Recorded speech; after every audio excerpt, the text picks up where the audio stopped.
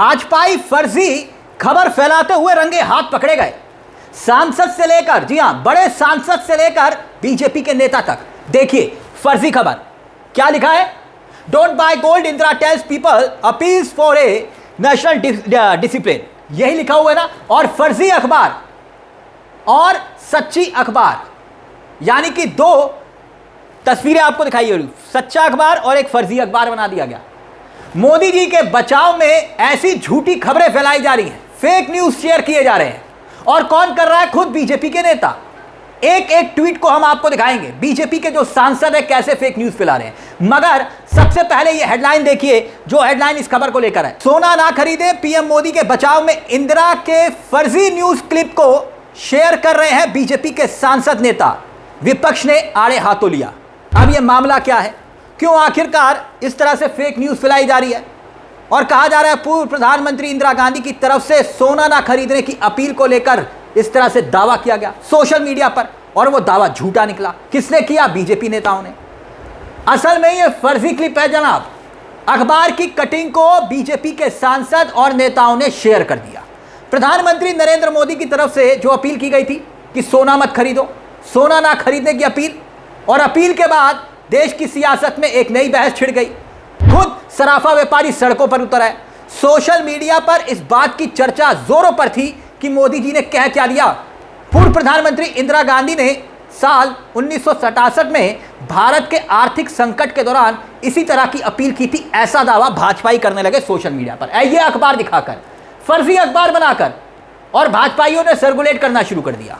बाकायदा एक अंग्रेजी अखबार की कटिंग देख सकते हैं आप, सर्कुलेट की जा रही थी। और अखबार सबसे प्रतिष्ठित 6 जून 1967 का जिक्र किया जा रहा है, 67 का। नाम है हिंदू, द हिंदू अखबार। और सोना ना खरीदे, इंदिरा गांधी ने लोगों से यह कहा है। इस खबर में यह लिखा हुआ है, राष्ट्रीय अनुशासन में अपील। और यह खबर को पोस्ट किस किस बीजेपी के नेता ने किया? यह जो फर्जी खबर सामने आई, फेक न्यूज, और खुद अखबार ने पूरी पोल खोली है। अखबार ने क्या कहा है वो भी हम आपको बताएंगे। द हिंदू बहुत सम्मानित प्रतिष्ठित अखबार है। देखिए, दो निशिकांत दुबे है ना, निशिकांत दुबे ये वो सांसद हैं जिनकी सियासत इंदिरा गांधी, नेहरू, सोनिया गांधी और राहुल गांधी पर ही टिकी है। यकीन मानिए, सिर्फ इसी बिना पर इन जनाब की सियासत टिकी हुई है।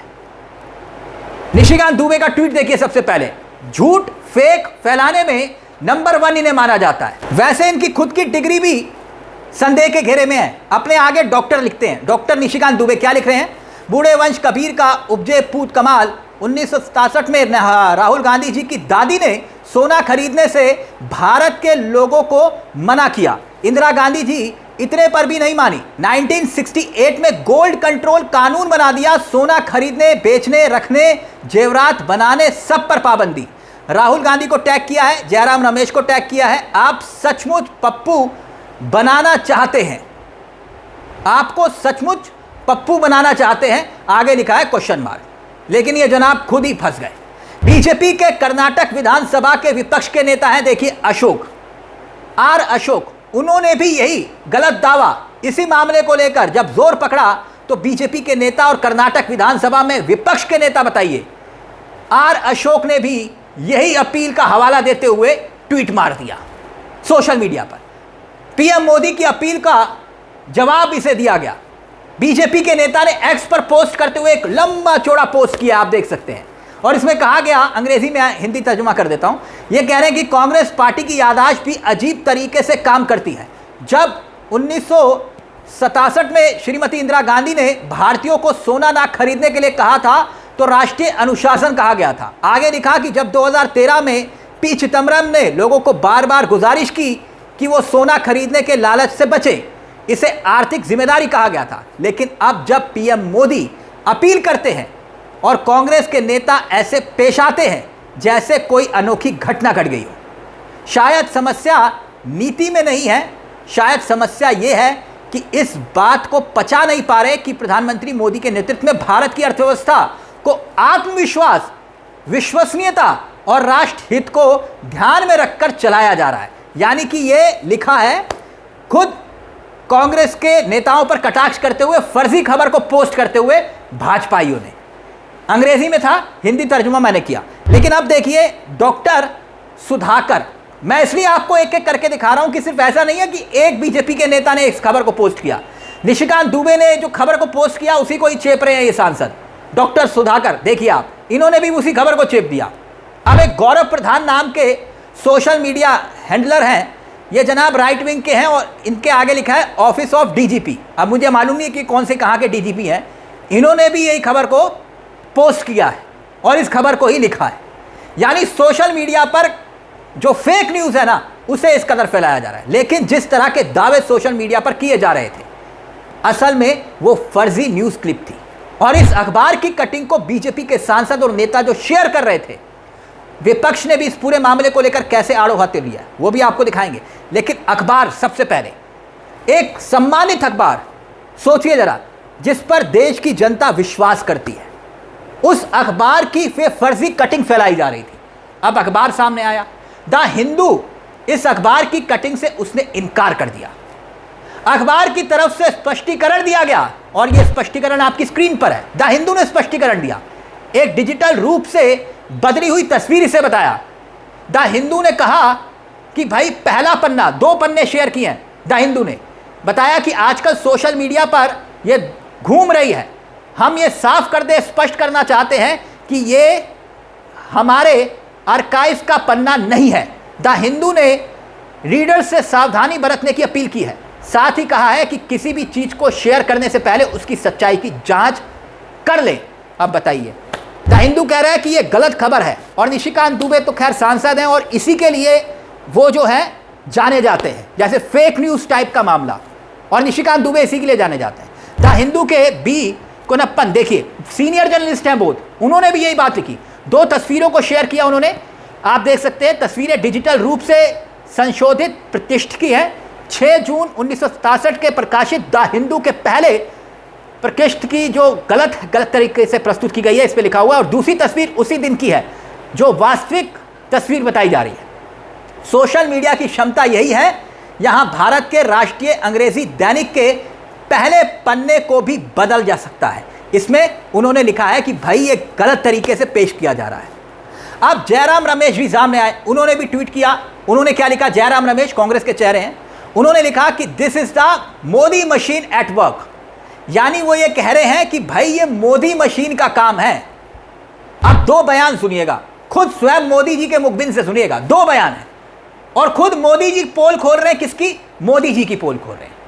यानी पीएम मोदी की पोल कौन खोल रहा है? सीएम मोदी खोल रहे हैं।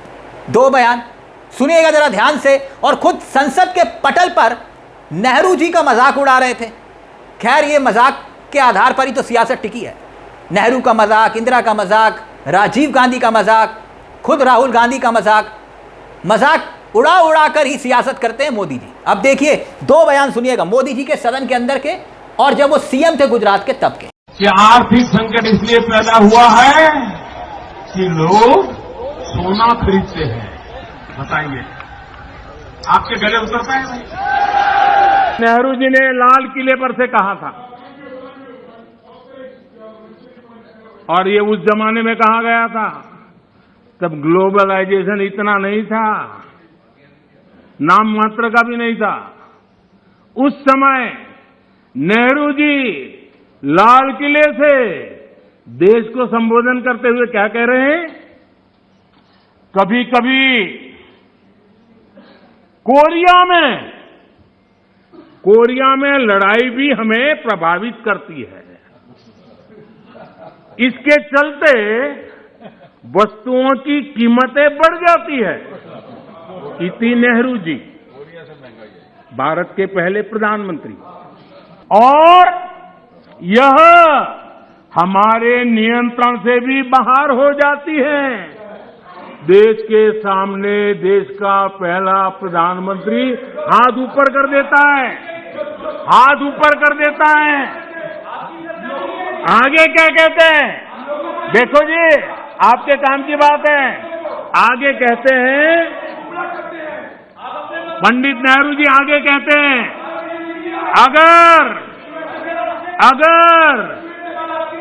अगर अमेरिका में भी कुछ हो जाता है तो इसका असर भी वस्तुओं की कीमत पर पड़ता है। सोचिए सोचिए तब महंगाई की समस्या कितनी गंभीर थी कि नेहरू जी को लाल किले से देश के सामने हाथ ऊपर करने पड़े थे। बात इंदिरा गांधी की नहीं है। वैसे इससे पहले भी याद करिए, हमने कुछ घंटे पहले एक खबर दिखाई थी आपको। बीजेपी आईटी सेल के अमित मालवीय, उन्होंने ट्वीट किया था नेहरू को लेकर, यही कहते हुए कि नेहरू ने भी तो यही कहा था। यानी हर मर्ज की दवा भाजपाइयों के लिए एक है, एक नहीं दो, नेहरू इंदिरा, नेहरू इंदिरा, नेहरू इंदिरा। मगर यहां तो मामला रंगे हाथ पकड़ा गया। इंदिरा के पीछे छिपने की कोशिश कर रहे थे मोदी जी, द हिंदू ने पकड़ा और भयंकर बेइज्जती हो गई भाजपाइयों की। रंगे हाथों पकड़ लिया गया फेक न्यूज फैलाते हुए। अब इस पूरे मामले को लेकर आपकी क्या राय है? अपनी राय हमें कमेंट बॉक्स में जरूर दीजिएगा। मुझे तिलक चावला को दीजिए इजाजत। एक छोटी सी दरख्वास्त, चैनल को सब्सक्राइब नहीं किया तो प्लीज सब्सक्राइब कर लीजिएगा। मंच आप ही का है जहां हम सिर्फ खबर नहीं दिखाते बल्कि खबर के पीछे की खबर भी बताते हैं। नमस्कार, जय हिंद, जय भारत।